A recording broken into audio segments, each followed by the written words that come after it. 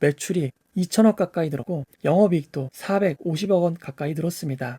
이렇게 매출과 이익이 늘어난다면 기업의 미래는 밝을 수밖에 없습니다. 안녕하세요, 아이언입니다. 오늘은 상장이 진행될 SKI 테크놀로지에 대해서 알아보도록 하겠습니다. 먼저 SKI 테크놀로지의 사업 분야에 대해서 알아보도록 하겠습니다. SKI 테크놀로지, 줄여서 SKIET는 글로벌 탑티어 소재 솔루션 기업입니다.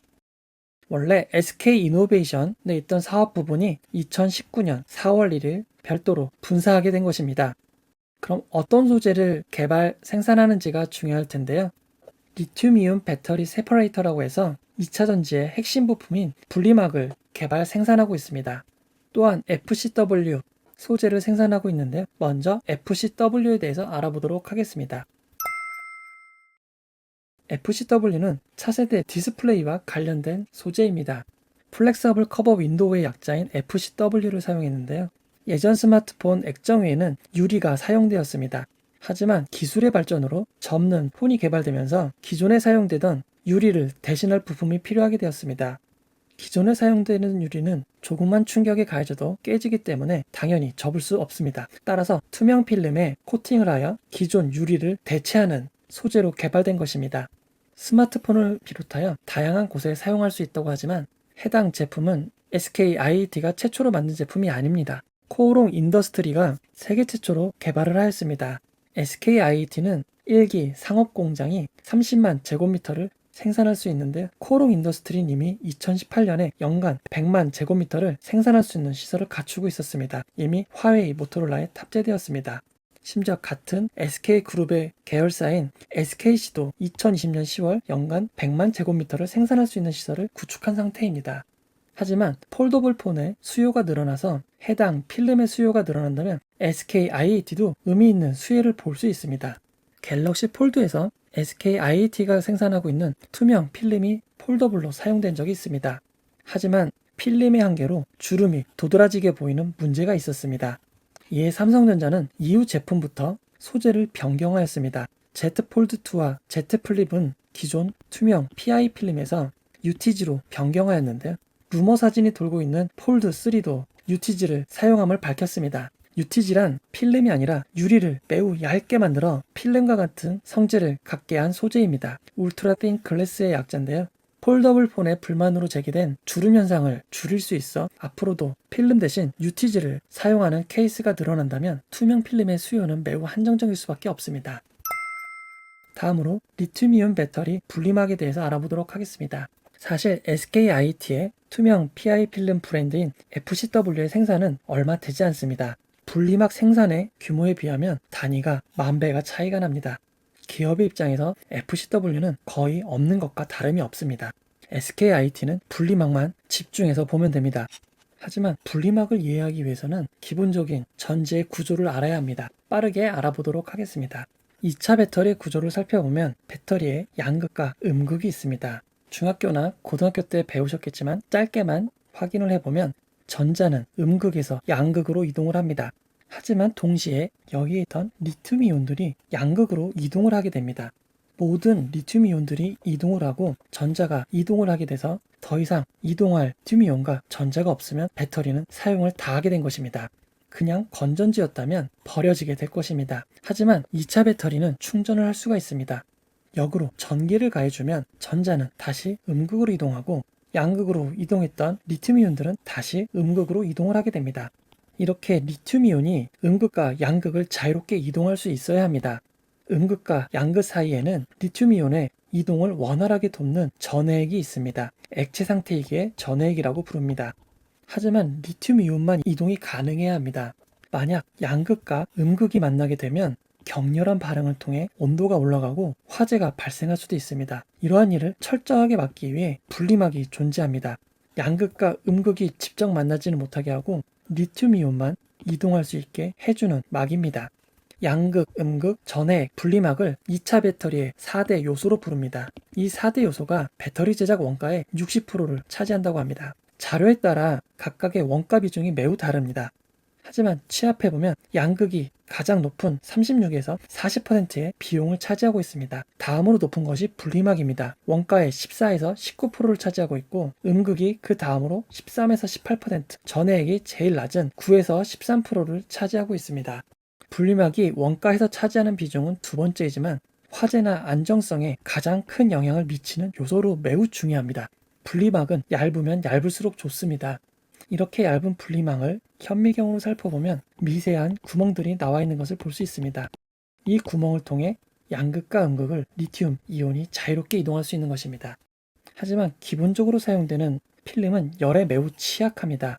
그래서 필름 위에 열에 매우 강한 세라믹을 코팅하는 기술이 도입되었습니다. 일단 기본적으로 필름의 통로가 균일하게 잘 나 있으면 좋습니다. 이 위에 세라믹 코팅을 합니다. 이 과정을 거치고 나면 열에 약했던 필름이 열에 매우 강한 특성을 갖게 됩니다. 실제 실험 사례를 살펴보면 고온 상태에서 한없이 쪼그라들던 분리막이 형태를 유지하고 있는 것을 볼 수 있습니다. 고위로 충격을 줘서 필름에 손상이 있을 수 있는 시도를 하였을 때도 기존 필름은 화재가 발생하였지만 세라믹 코팅 필름은 화재가 발생하지 않았습니다. 이렇게 세라믹 코팅의 효과는 매우 우수합니다. 하지만 이 기술이 바로 LG화학과 SK이노베이션, 미국 국제무역위원회 ITC의 특허 침해 소송에 발단이 되었습니다.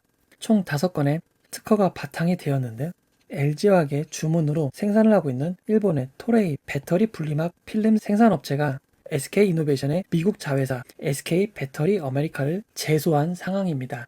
LG화학과 SK이노베이션은 2011년부터 세라믹 코팅막에 대한 특허 다툼을 국내에서 지속했었고 2014년에 세라믹 코팅망과 관련된 모든 소송 및 분쟁을 종결하고 다시는 이 일을 제기하지 않기로 합의한 적이 있습니다. LG화학은 해당 내용은 국내 특허에 한정된 것이고 미국 특허는 대상이 아니라고 밝혔습니다. 하지만 특허 내용을 보면 동일한 내용으로 특허가 등록이 되었습니다. 이에 따라 SK이노베이션은 지난 2014년에 체결한 합의서를 바탕으로 해당 제소는 무효라고 밝혔지만 현재까지는 LG화학이 매우 유리한 상황입니다. 세라믹 코팅 특허는 SK IET의 핵심 기술입니다. 해당 결과에 따라 SK IET가 생산한 분리막도 미국에 수출 및 사용이 불가능할 수 있는 점 주의해야 합니다. 게다가 기술의 변화에도 주의를 해야 됩니다. 이전 NCC 영상에서 전고체 배터리에 대해서 이야기 드린 적이 있는데요.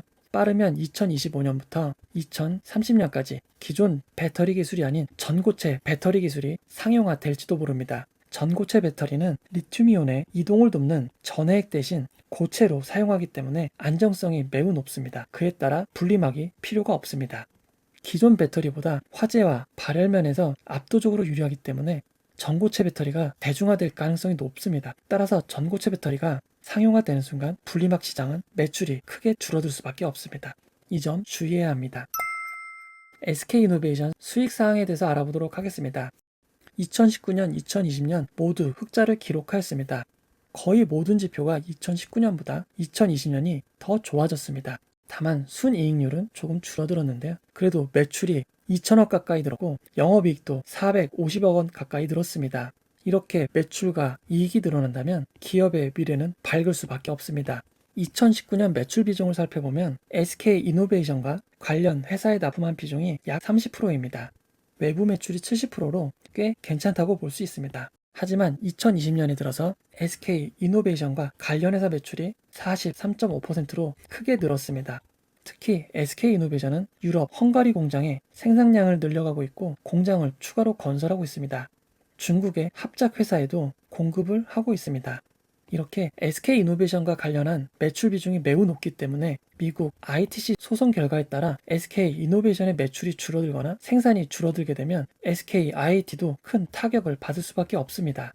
작년 현대의 전기차 코나의 화재가 많이 발생하였습니다. 처음에는 분리막 손상에 따른 합선으로 화재가 발생할 가능성이 제기되었습니다.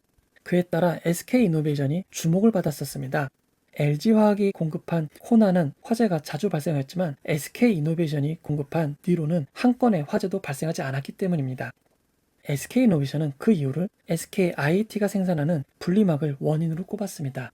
앞에 안 좋은 상황이 매우 많았지만 정말 우수한 분리막을 생산하는 게 맞고 LG화학의 화재가 분리막에서 발생한 게 맞다면 SKIT에게는 매우 큰 호재입니다. 하지만 지난 2월 추가로 발표된 국토부 자료에서는 분리막 손상으로 화재가 발생하지 않았다고 밝히고 있습니다. 또 다른 결과가 나올 수 있지만 코나나 다른 전기자동차의 화재의 원인이 분리막 결함으로 밝혀진다면 SK IT에는 큰 호재가 될 수 있습니다. 상장 진행 사항을 확인해 보도록 하겠습니다. SK IT는 2020년 12월 18일에 상장 심사를 청구하였습니다. 하지만 아직까지 결과가 통보되지 않았습니다. 심사를 청구하면 45 영업일 내에 결과가 나오게 됩니다. 명신산업의 경우에도 2달 플러스 1주, 빅히트의 경우도 2달 플러스 2주, 솔로엠의 경우도 2달 플러스 1주에 결과가 나왔습니다. SK 바이오사이언스도 2달 플러스 1주 만에 결과가 나왔는데요. 모든 기업이 이렇게 45일 만에 결과가 나오는 것은 아닙니다. 교촌 F&B의 경우 거의 5달 가까이에 걸려 상장 승인이 난 적이 있습니다. 현재 SKIT는 미국 ITC 소송에 따른 영향으로 심사가 늦어지고 있는 것으로 보입니다. 하지만 SK바이오사이언스에서 봤듯이 심사 결과가 통보되면 바로 다음날 증권신고서가 신고될 가능성이 높습니다. 증권신고서를 제출하고 바로 한 달 뒤에 청약이 이루어졌기 때문에 SKI도 똑같이 빠르게 진행될 가능성이 높습니다. 상장일 유통 물량에 대해서 알아보도록 하겠습니다. 현재 SKIT는 SK이노베이션이 전체 지분의 90%를, 프리미어 슈페리어가 10%의 지분을 가지고 있습니다. SK이노베이션은 상장 후 6개월간 지분을 매각할 수 없습니다. 하지만 프리미어 슈페리어는 어떻게 될까요? 유가증권시장 상장 규정에 의하면 상장 예비심사 신청일 1년 이내에 제3자 배정 방식으로 발행한 주식을 취득한 경우에는 상장일로부터 6개월 의무 보유를 해야만 합니다. SKIT의 심사 청구는 12월 18일에 일어났습니다. 그리고 프리미어 슈페리어는 2020년 9월 23일에 지분을 취득하였습니다. 즉 상장 심사를 청구한 지 1년 이내에 제3자 배정 방식으로 지분을 취득하였기 때문에 상장 후 6개월 동안 지분을 매각할 수가 없습니다. 주당 47,816원에 620만 주를 취득하였는데요. 금액으로 약 3천억 원이 됩니다. 이 물량이 6개월 동안 의무 보유되는 것입니다. SK 바이오사이언스 때는 미리 배정된 우리사주와 기타 지분이 장외 거래가 되었습니다. 적은 양이지만 해당 물량은 상장 당일 유통이 가능했는데요. SK IT는 상장 당일 유통 물량이 0입니다. 즉 기존 주주가 매각할 수 있는 주식수가 없고 공모 주주들만 상장 당일 매각이 가능합니다. 이 부분은 수급 측면에서 매우 유리합니다. 예상 공모가를 추정해 보도록 하겠습니다. 예상 공모가는 비교 그룹을 선정하는 것부터 시작이 됩니다. SKIT와 같은 리튬이온 분리막을 만드는 회사는 다음과 같습니다. 주로 일본 업체가 많은데요. 스미모토 화학의 퍼는 무려 782.14가 됩니다. 아사히 카세이의 퍼는 22.74, 토레이는 66.32, 우베코사는 14.91, 유일한 유럽 업체인 이보닉은 30.31이 됩니다. 이렇게 5개 회사의 펄을 이용하여 기업 가치를 구할 수 있습니다. 하지만 비정상적으로 높고 비정상적으로 낮은 기업은 제외를 하는 경향이 있습니다. 스미모토 화학은 782.14로 매우 높아 제외를 하고 우베코사는 너무 낮아 제외를 하도록 하겠습니다. 아사히 카세이와 토레이, 이보닉 3개 기업의 펄을 단순 평균하면 39.79가 됩니다. 약 40입니다. 물론 공모가 상정에 펄을 구할 때는 이렇게 한 시점에 펄을 이용하지 않습니다. 시기에 따라 일시적으로 높아지고 낮아지는 상황을 보완하기 위해 일정 기간의 퍼와 여러 가지 수치를 이용하는데요. 여기서는 정확한 기업 가치를 산출하는 것이 아니라 희망 공모가를 단순 추정하는 것뿐이므로 단순하게 이용하도록 하겠습니다. 2020년 순이익 882억을 비교그룹 퍼인 40으로 곱하면 평가 시가총액을 빠르게 구할 수 있습니다. 약 3조 5천억입니다. 이를 주식수로 나누면 주당 평가가액을 구할 수 있는데요. 현재 주식수는 알 수 있지만 정확한 공모 규모가 밝혀지지 않았습니다. 상장 이후 늘어날 신규 발행 주식수와 주식 매수 선택권 같은 잠재적 주식이 될 수 있는 숫자를 모두 더해야 합니다. 하지만 현재 알려진 게 없기 때문에 앞서 상장이 진행된 SK 바이오팜과 SK 바이오사이언스의 신규 발행 주식수 비율을 단순 평균하여 사용하였습니다. 당연히 이보다 매우 많고 매우 적을 수도 있는 점 주의해야 합니다. 평가 시가총액을 공모 후 주식수로 나누면 약 45,696원이 됩니다.